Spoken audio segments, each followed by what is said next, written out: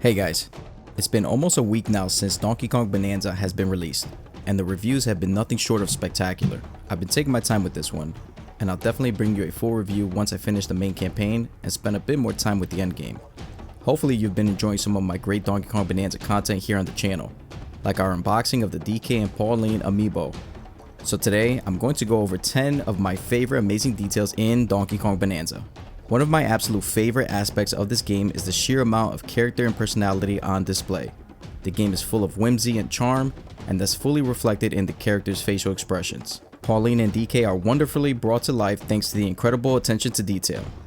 Pauline snaps her fingers when jamming to music, both characters shiver aggressively in the cold, and DK looks exhausted and completely drained when low on HP, with Pauline even suggesting he take a break after a hard day's work. Okay, this one is small, and honestly most games do this nowadays, but I love the attention to detail when DK is walking on softer textures, such as snow or sand. It really makes the world feel more real as it reacts to your every step, literally. Piggybacking off of number 2, it's really cool to see the ground completely crack and tremble after DK drops from a high level. It adds to the idea of DK being this absolute tank, just dropping in ready for action. Okay, this one was really unexpected, and I don't ever remember seeing any footage of this in the trailers, but wow, the fruit. In certain locations of the game, you can find giant fruit tucked away, ready for DK to sink his teeth into. The attention to detail on this fruit is really a nice touch. It has this almost photorealistic look, which I always appreciate seeing in more cartoony style games. It's really reminiscent of games like Pikmin, with Pikmin 4 being a noticeable standout for having some of the best looking fruit in any game. Which game do you think has the best fruit graphics? I'd love to hear in the comments below. Okay, if you see my short on this, then you'll know DK Bananza is hiding an amazing callback to Donkey Kong Country from way back in 1994. If you head over to the hilltop layer, drop into this hole, and access the challenge ruin, you'll be met with the Nostalgia Country level. The inspiration from Donkey Kong Country is instantly obvious.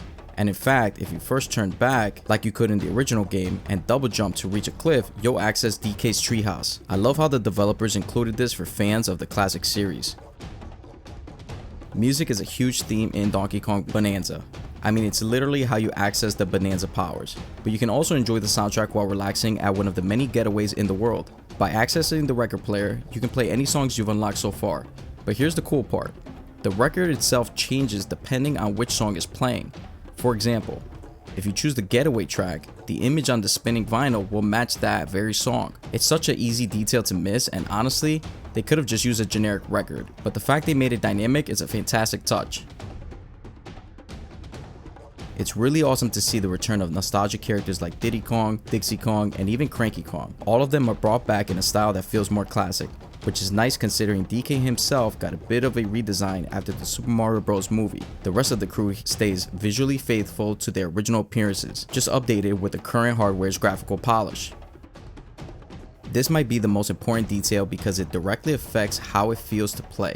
The physics in DK Bananza are just top tier. It's endlessly satisfying to see the ground shake after a ground pound, or how individual blades of grass scatter as a result. Jumping into water creates a splash, and the higher the jump, the bigger the splash. Water gently ripples as you move, giving the entire world a more immersive, tactile feel. Alright, this one was not easy to spot, mostly because there's rarely a reason to look up at the sun in the game. I found it completely by accident. If you head into the resort layer, once it becomes available, you'll notice giant fruit pieces scattered around the world. But if you take a moment and stare directly at the sun, it's not actually a sun. It's a sliced piece of banana. It looks almost exactly like the banana chips you can find scattered throughout the game. It's such a fun, theme-consistent detail that further immerses you in this particular layer's theme. Similar to Mario Odyssey, Donkey Kong Bananza includes a great cosmetic system, but it goes a step further by including light RPG elements.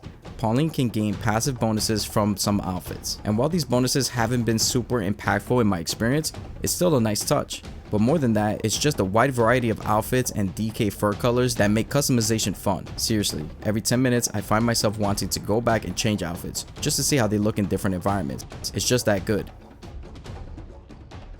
And that's going to do it for today's video.